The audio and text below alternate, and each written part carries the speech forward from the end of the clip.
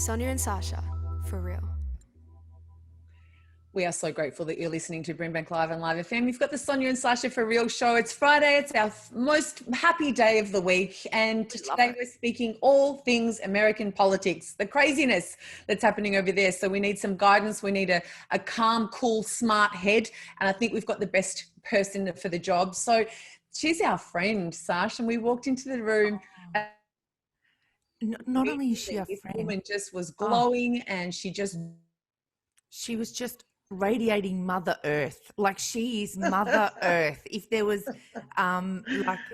she just has this wave of calmness about her. And then we literally just connected at an education department event, and we sat together and we listened to each other and we talked, and we instantly had this friendship, and we've shared dinners and we've had so much fun. And you have almost been like our little caretaker of New York, and we are just so proud to call you our sister.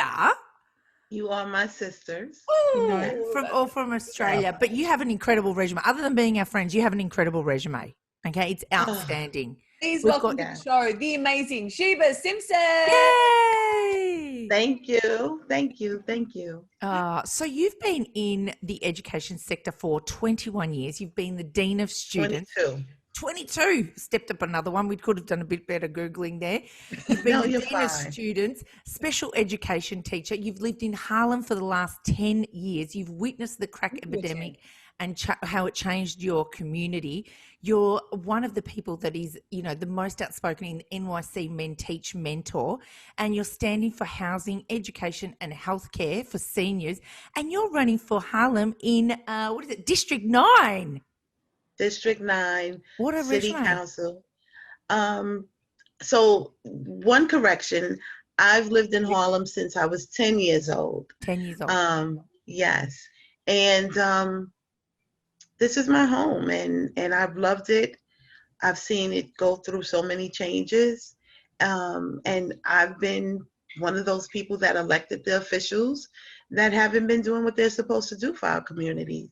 And I can't continue to be a couch criticizer, right?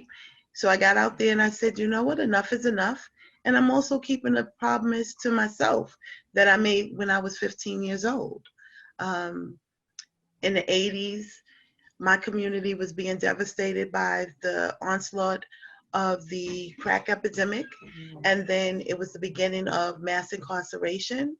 And I saw families that I had known for the 5 years at that time who were very close and hardworking people, and their families were being devastated by those two events.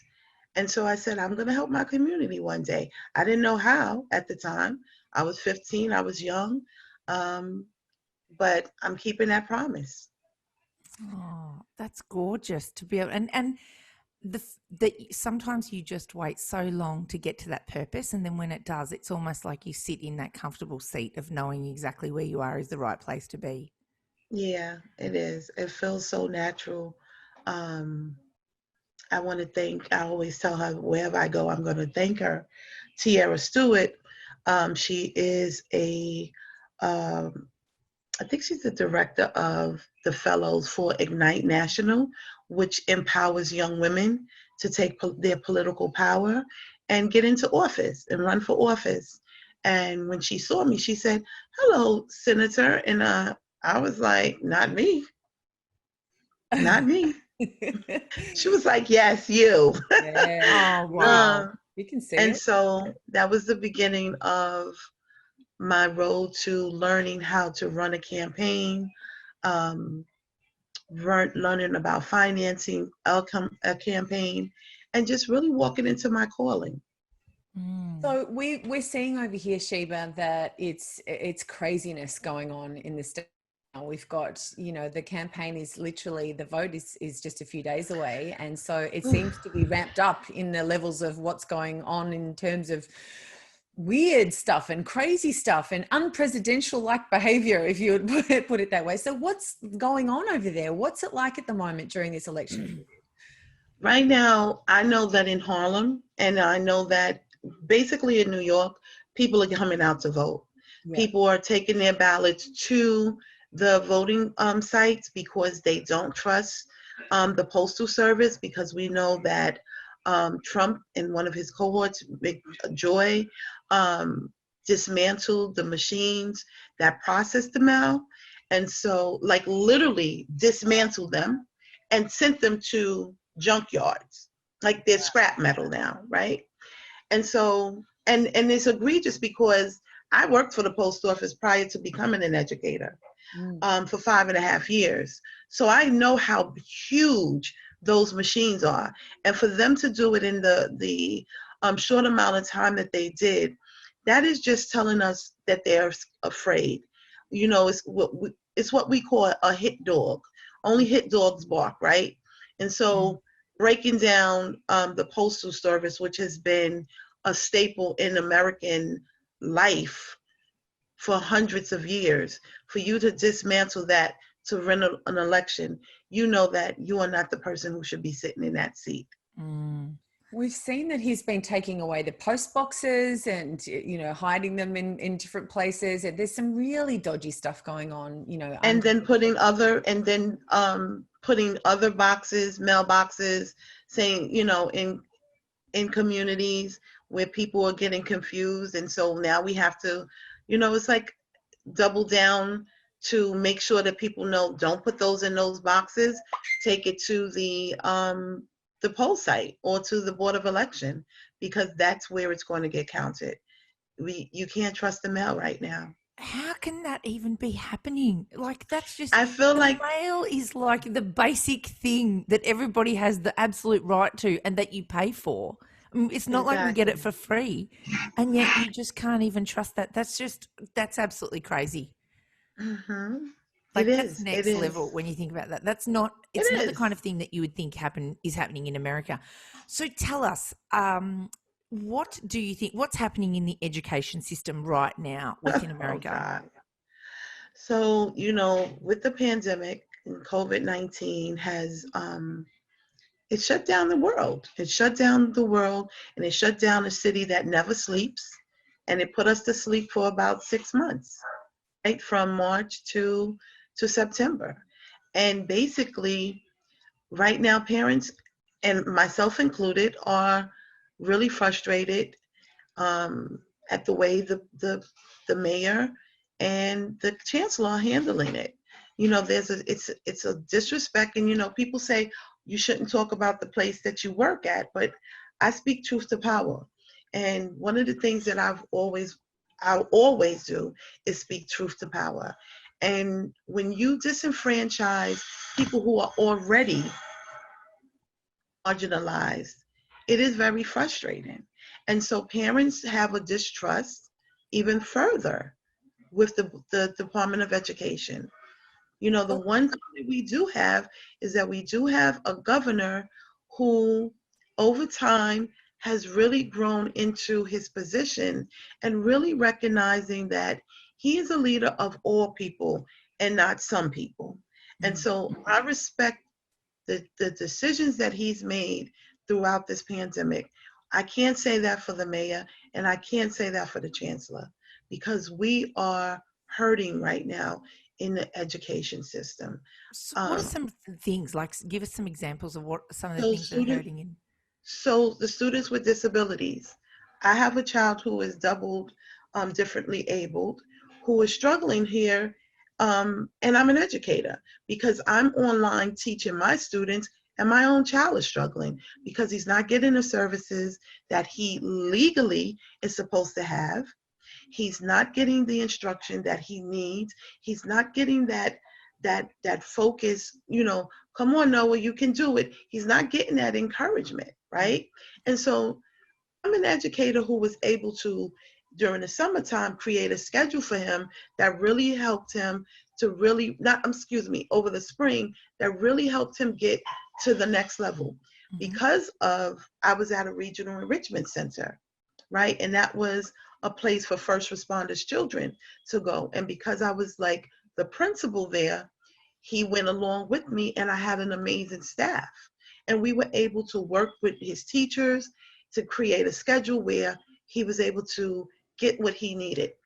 That is no longer in existence. So now parents are figuring it out the best way they know how, right? That's first. Then you have teachers like myself who are working remotely. And so we have in my school, 65% of my students are online from my school. And you have teachers in school, and there's only 5 to 10 kids showing up for school. But yet, and still the lights are on. Yeah.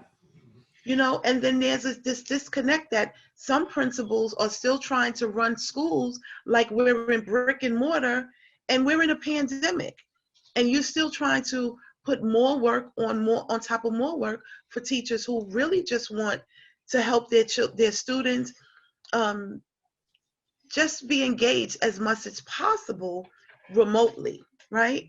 And so those are the things that we are facing right now, when we're facing top leadership leaving expeditiously out of the Department of Education, because now, the curtain is drawn. These people are getting six-figure salaries, and you can't figure out how to appropriately open up a school system during a pandemic that keeps everyone safe. And so now the truth is coming out, right? Everyone thought it was the teachers. It's the teachers. But you know what? The teachers are the ones on the front line, right? We're the front line. We're the cushion between administration and families, right? We're that cushion. And so it's a lot going on. And I can say, as a parent and as an educator, I'm not happy. Well, I know that we can do better. We've been homeschooling our kids. We did 31 weeks of homeschooling our children, and I would absolutely say, and neither of our children have special needs, although at some point I think that we did think they did, right? At some point, neither of us, did have that. But I would have to say, by far, it was one of the hardest things that we've ever done. I can't tell you how many times Sonya and I have, called each other crying from how hard it was. Would you agree, Sonya? Oh, totally agree. Yeah, we nearly lost our minds. So yeah. we need to take a break, but we need to come back and we've got to talk about what you think is going to happen. Is it Trump or Biden? And we want to dig into, you were on the front line of the Black Lives Matter protests in our second home, and we want to hear all about how you think that has played out, and how effective the protests have been and the changes that we hope have come from that situation. But we'll need to take a break, so stay with us. We're here with Sheba Simpson, who's running for District 9 in Harlem, our second home. Yes. You're listening to Brimbank Live on Live FM. This is the Sonya and Sacha For Real show. We'll be back soon. Thank you for listening to Brimbank Live on Live FM. This is the Sonya and Sacha For Real show. We're speaking with Sheba Simpson, who is right in the thick of the political goings-on in America. She's actually running to be a councilwoman in New York City, Harlem District 9. And she's with us today, and she's sharing with us just exactly what's going on over there. And we've got, in the few days, Trump and Biden, it will be, everyone's heading to the polls if you haven't pre-voted. And that's something that's new this time around, I think, in this 4-year lot, that there's 60 odd million people who've actually already voted. So it's a really good sign that people are getting passionate about this and that they are wanting change. Do you think that that's what's going on, Sheba? Yes, I think it is. I think people are weary, but they're not defeated. Yeah. And so they're finding their ways to the polls, and they're making accommodations for our seniors. When I went to vote the first day of early voting, I saw seniors with their walkers, with their canes. I took several seniors with me to the voting site because everyone is tired. Yeah, we're tired. You want to be able to rest at night.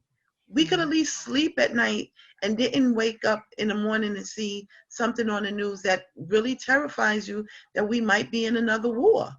Yeah, absolutely. It's really, at this point, people are saying you can take away the polling sites, you can take away the machines at the post office. We're going to find a way, because as a Black woman, and we find a way. We find a way. Resilience, hardcore. The resilience, the internal fortitude is amazing. So I was watching one of our morning shows here this morning, and one of Trump's previous advisors, Anthony Scaramucci, was saying, he was an advisor to Trump, in the White House before he was fired, and then he spent the next couple of years, still being an advocate for Trump. And then he said, as soon as he started to separate families at the border, and you weren't separating mums from children. He said, I couldn't stand by and support this man anymore. And he said, under Trump, we are sicker and poorer and less. And less of everything, really. Absolutely. Yeah. Like that. So will Biden do a better job? I think so. I think because he has evolved as a human being. Because if we look at him from the 70s, we'd be like, we're not voting for him. Mm-hmm. But I think that as human beings, as we grow older, we learn from our mistakes. We encounter people that really make us think about the biases, which overt and covert, that we've had towards them, and the stereotypes that we've had about them, and we evolve. And I think that being around Barack Obama and his family really helped him to evolve, Mm-hmm. And I think that when you have friends help you. And so I think that once he gets into the office, he's going to have help, because you can't do this job alone. No job. Do you think he's a little bit too old? Do you think he's old? Too old? Well, look. This country has been built on old, white, rich men, conservative men. And you know what? Ronald Reagan's wife helped him through his last presidency. People don't know that, but she did. Mm-hmm. And so I believe that, yes, age has a factor with all of us. But I also think that Trump is old as well. Mm. Oh, he's in his 70s as well. Yeah. And he has not evolved. He's actually gotten worse. So and go ahead. Sorry, Sheba. No, can you please continue? Please continue. No. It's just basically, we just hope that Biden comes in and he does the right thing, because people are going to hold him accountable. I'm holding him accountable. I expect when I win my race for people to hold me accountable. Yeah, absolutely. There's been lots of talk that that Biden won't be in there for very long, because he's just kind of holding on right now. He's sort of, he goes I haven't heard that. He goes off on a little tangents and stuff. And so Kamala's going to come in, and she'll be president after that. What do you think of her? Honestly, I like Kamala. When they were saying, well, who's Biden going to choose? She was not my first choice, right? But then you think about people, and you think about the seat that women sit in sometimes. And again, people grow into themselves. They grow into their positions. And I believe that she's going to remember her HBCU heritage. She went to Howard. She's a Howard person, and she's going to remember where she came from, because at the end of the day, this is a moment in history that we really should be pushing our leadership to be inclusive, diverse, and progressive. And I think that she has all of those qualities. Well, we know that you have all of those qualities. So we know that you are going to absolutely smash this election, which is coming up soon for you. And we wish we were there to be flying the flag for you, because I think when I look at all those rallies of Trump and Biden and the crazy people that show up and put pom-poms up in the air, I don't know what kind of people they are, but if it was for you, I would become one of those people, Sheba Simpson. Oh, so thank you. I'm hoping that by the time my race is in full flow, it is, well, I'm campaigning now, but next year I hope that you ladies can come and be with me and be in the winner's circle. If we could get out, not just out of our country, we've got a little curfew on how far we can actually travel. So if we could actually get out of our 25 kilometers and even make it to the airport, let alone get on a plane, I've put on so much weight I could fly myself there right now in this pandemic. Like you have no idea how much we miss you and love you and want to see you succeed, because you really are just this incredible woman that really needs to be in this place, and the people will actually flourish from having you in this place. And it's just not me. It's a collective. It's the community. I'm just the vessel. And I'm just the vessel. That's how gorgeous you are. You're passing it on to everybody else, and that's what makes you even more special. We love you. Thank you for sharing your knowledge and insights with us today. Sheba Simpson, councilwoman extraordinaire, brilliant force, passionate, fiery. You can feel it when you sit and stand next to her, and we love having you on board. Thanks for being on the Sonya and Sacha show. A good friend. Yeah, thank you. Absolutely. And you're my sisters. Thank you. Oh, we love that. Well, we'll take a break. Bring back live on Live FM. This is the Sonya and Sacha For Real show.